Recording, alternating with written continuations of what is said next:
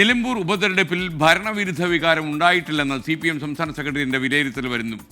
മണ്ഡലത്തിൽ നല്ല രാഷ്ട്രീയ പോരാട്ടം നടത്താൻ കഴിഞ്ഞു. പാർട്ടി അനുഭാവി വോട്ടുകളിൽ കുറച്ച് PV അൻവറിന് ലഭിച്ചു. ന്യൂനപക്ഷ വോട്ടുകളുടെ ഏകീകരണം സംഭവിച്ചുവെന്നും CPIM വിലയിരുത്തി.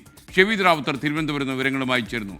ഷെവീദ്, ശരിക്കും ഈ PV അൻവർ CPMന്റെ വോട്ട് പിടിച്ചുകൊണ്ടുപോയി എന്ന് CPM സമ്മതിക്കുകയാണോ?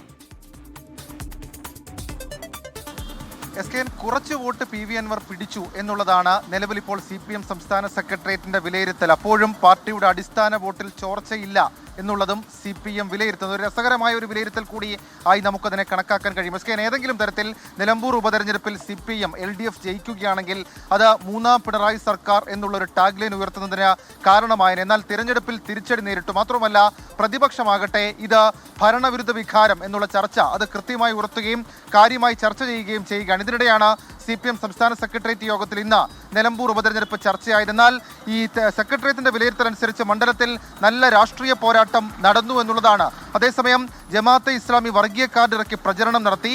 പ്രചരണം ന്യൂനപക്ഷങ്ങളെ ലക്ഷ്യം വെച്ചായിരുന്നു.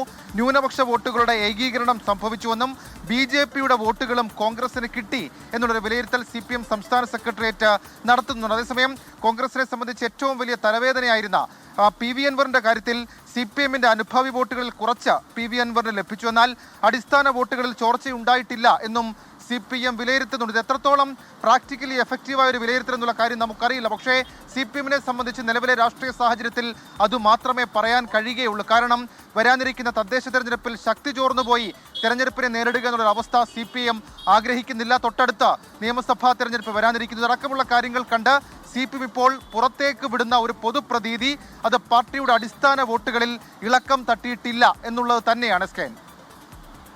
Thank you Shaveed Rawther.